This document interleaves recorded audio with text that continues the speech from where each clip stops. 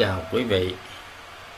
Hôm nay kênh YouTube Trẻ Tự Nhiên tiếp tục giới thiệu chủ đề sức khỏe, điều trị các bệnh thường gặp bằng phương pháp y học cổ truyền kết hợp y học hiện đại. Rất mong quý vị theo dõi và ủng hộ kênh bằng cách nhấn nút đăng ký kênh, like và chia sẻ cho mọi người cùng xem. Cảm ơn quý vị nhiều. Sau đây mời quý vị tiếp tục xem video. Xin chào.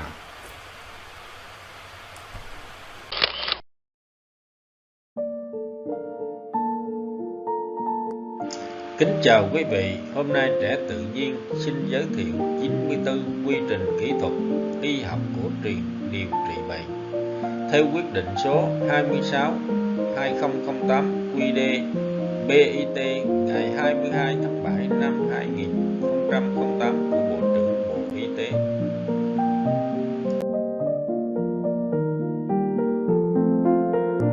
Video này giới thiệu quy trình 6 chẩn đoán bệnh bằng y học cổ truyền.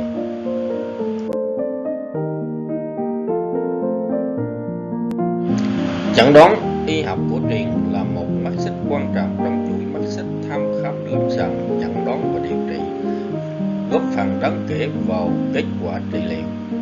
Quá trình chẩn đoán được thực hiện tiếp sau các bước thăm khám lâm sàng, tứ chẩn, mang văn thiết và làm nền tảng cho mắt xích điều trị và dự phòng. Để công việc chẩn đoán được chính xác, đòi hỏi mắt xích khám lâm sàng, tứ chẩn phải chính xác và đầy đủ, không bỏ sót và bỏ qua bất cứ khâu nào. Đồng thời cần tôn trọng tính khách quan của quá trình thăm khám, dữ liệu thông tin về bệnh tật. Để có một kết quả chẩn đoán đúng, hợp lý và logic, cần tuân thủ các nguyên tắc cơ bản của quá trình chẩn đoán, nắm chắc cương lĩnh bắc cương nói riêng và hệ thống lý luận y học cổ truyền nói chung, đặc biệt là lý luận học thuyết âm dương ngũ hành, bởi nó xuyên suốt toàn bộ lĩnh vực y học cổ truyền từ sinh lý, bệnh lý đến thăm khám lâm sàng, chẩn đoán, điều trị, dự phòng. Các bước chuẩn bị để đảm bảo việc chẩn đoán được chính xác, đầy đủ, không bỏ sót và tuân thủ các quy trình thì một phải xem và đọc các thông tin thu được từ khám bệnh. Việc xem xét, thẩm định kỹ các thông tin triệu chứng thu được từ việc thăm khám là công việc quan trọng và cần thiết, bởi trên cơ sở của việc làm này sẽ giúp thầy thuốc thiết lập các mối liên hệ từ thông tin rời rạc thành một hệ thống.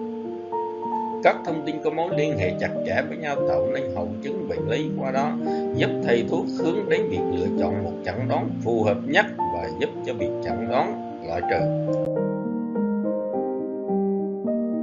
2. Cần nắm vững 8 cương lĩnh chẩn đoán bắc cương.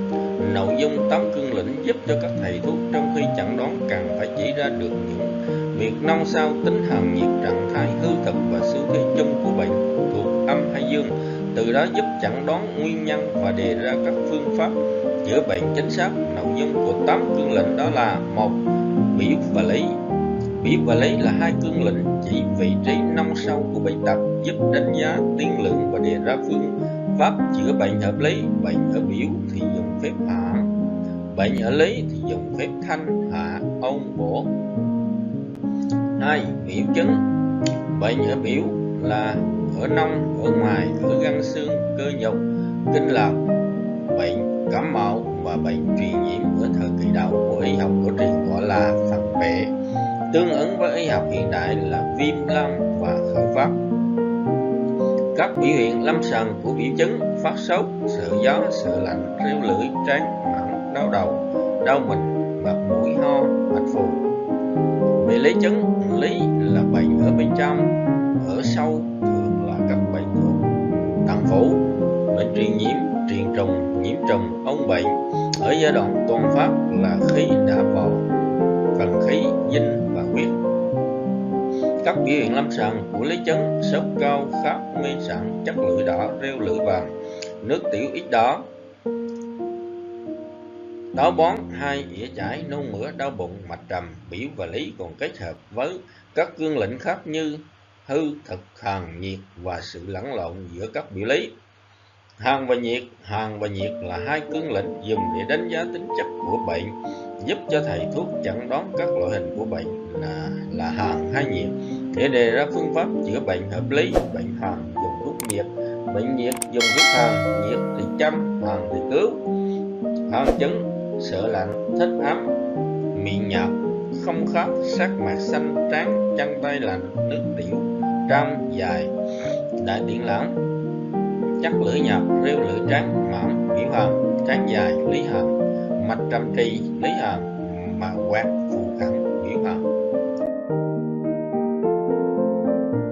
Nhiệt chứng sốt, thích mát, mặt đỏ, tay chân nóng, tiểu tiện, ít đỏ, đại tiện táo, chắc lưỡi đỏ, rêu lưỡi vàng khô, vàng mỏng là biểu nhiệt, vàng dài và lý nhiệt. Mạch sắc, phù sắc là biểu nhiệt, hồng sắc là lý nhiệt. Hàn chứng thường thuộc âm thịnh, diệt chứng thường thuộc dương thịnh, hàn nhiệt, còn phối hợp với các cương lệnh các lẫn lộn với nhau, thật giả lẫn nhau. Hư và thật là hai cương lệnh dùng để đánh giá trạng thái người bệnh, tác nhân gây bệnh, để trên cơ sở đó đề ra phương pháp chữa bệnh. Về hư chứng là biểu hiện của chính khí, bao gồm các mặt âm dương, khí huyết suy nhược, nên trên lâm sàng biểu hiện hư suy, âm hư, dương hư, khí hư và huyết hư, do có hiện tượng hư nhược trên phản ứng cơ thể chống lại tác nhân gây bệnh bị giảm sút. Những biểu hiện chính của hư chứng trên lâm sàng: bệnh thường mát đã lâu, tinh thần yếu đuối, mệt mỏi, không có sức, sắc mặt trắng, người gầy, thở ngán, rầu hộp, đi tiểu lung, quạt không tự chủ, tự ra mồ hôi, tự hãn, quạt ra mồ hôi trộm, đạo hoảng, chắc lưỡi nhạt, mạch tế. Thực chứng là do cảm phải ngoại tà hay do khí trệ, huyết ứ, đàm tích, ứ nước, dung sáng gây bệnh. Những biểu hiện của thực chứng trên lâm sàng: bệnh thường mới mắt, ngực bụng đầy chướng, đau cự ám, đại tiện táo bón, mót rạn, đại tiện bí, đá buốt, đá giác, hơi thở thô và mạnh, phiền táo, rêu lưỡi vàng, mạch thực, hữu lực. Âm và dương là hai cương lĩnh tổng quát để đánh giá xu thế phát triển của bệnh, và những hiện tượng hàn nhiệt hư thực luôn luôn phối hợp lẫn lộn với nhau. Sự mất thăng bằng âm dương biểu hiện bằng sự thiên tháng, âm thịnh, dương thịnh, hai thiên si, âm hư, dương hư, vong âm, vong dương. Âm chứng và dương chứng, âm chứng thường là bao gồm các hậu chứng hư và hàn phối hợp với nhau. Dương chứng thường bao gồm các hậu chứng thực và nhiệt phối hợp với nhau. Âm hư và dương hư, âm hư thường do tăng dịch huyết không đầy đủ làm cho phần dương nổi lên, sinh ra chứng hư nhiệt. Âm hư sinh nộ nhiệt, triều nhiệt, đau nhức trong xương, gò má đỏ, đau hãn, ngủ tâm, vì nhiệt, miệng khô, họng khô, lưỡi đỏ, ít rêu, mạch sắp, tế. Dương hư thường do công năng phần dương trong cơ thể giảm sút, đặc biệt là vệ khí suy giảm làm phần âm vượt trội, sinh chứng dương hư sinh ngoại hàn. Sợ lạnh, chân tay lạnh, ăn không tiêu, đại tiện lãng, tiểu tiện, trong già, lưỡi nhạt bèo, rêu lưỡi trán, mạch nhược, vô lực. Vong âm, vong dương. Vong âm là hiện tượng mất nước do ra mồ hôi, quạt ỉ chảy nhiều, các thích uống nước lạnh, chân tay ấm, mồ hôi nóng và màng không dính, lưỡi khô, mạch phụ, vô lực.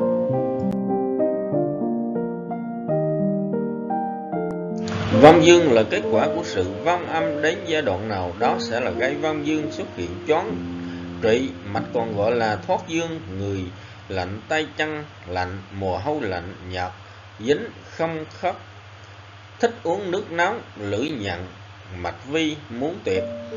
Cần nắm vững được sự phối hợp giữa các cương lĩnh hiện tượng chân giả, bán biểu, bán lý. Sự phối hợp giữa các cương lĩnh biểu lý, hàn nhiệt, biểu hàn, sợ lạnh nhiều, sốt ít, đau người, không có mồ hôi, trời lạnh, bệnh tăng lên, rêu lưỡi trắng mỏng, mạch phù khẳng. Biểu nhiệt, sợ lạnh ít, sốt nhiều, miệng hư khát, lưỡi đỏ, rêu vàng mỏng, mạch phú sắc. Lý hàn, người lạnh, tay chân lạnh, đại tiện lãng, tiểu tiện, trong dài, lưỡi nhạt bèo, rêu trán dài, mạch trầm trì. Lý nhiệt, người nóng, mặt đỏ, miệng khô ráp, chắc lưỡi đỏ, rêu vàng dài, đại tiện táo, tiểu vàng, mạch sắc. Biểu lý hư thật, biểu hư sợ gió, tự ra mồ hôi, rêu lưỡi mỏng, mạch phù quẩn.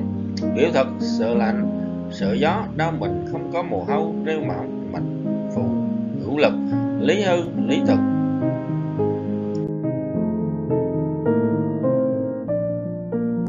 sự lẫn lộn tháp tạp giữa các cương lĩnh, biểu lý lẫn lộn, vừa có bệnh ở biểu vừa có ở lý, hằng nhiệt lẫn lộn, bệnh vừa có ở chứng hằng vừa có ở chứng nhiệt, hư thực lẫn lộn, bệnh vừa có cả hư và có cả thực. Hiện tượng chân giả là hiện tượng triệu chứng bệnh xuất hiện không phù hợp với bản chất với nguyên nhân của bệnh. Có hai hiện tượng sau: chân hằng giả nhiệt, bản chất của bệnh là chân hằng, nhưng biểu hiện ra bên ngoài là các triệu chứng thuộc về nhiệt giả nhiệt, ví dụ đau bụng bị chảy do lạnh. Chân hằng gây mất nước, mất điện giả dẫn đến sốt cao giả nhiệt. Bệnh nhiệt giả hằng, nhiễm trùng gây sốt cao, vật vã, khát nước, chân nhiệt. Bệnh diễn biến nặng gây sốc, nhiễm trùng, rát rung, mạch nhanh, tay chân lạnh, vã mồ hôi, huyết áp tụt giả hằng. Hiện tượng bán biểu bán lý, bệnh tà không ở biểu mà cũng không ở lý. Bệnh thuộc kinh thiếu dương, lúc nóng lúc rát.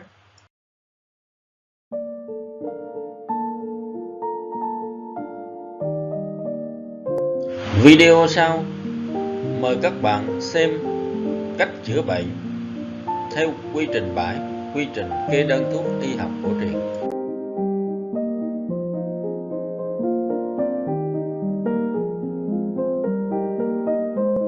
Nếu các bạn thấy video này hữu ích, xin hãy nhấn nút like, chia sẻ và đăng ký.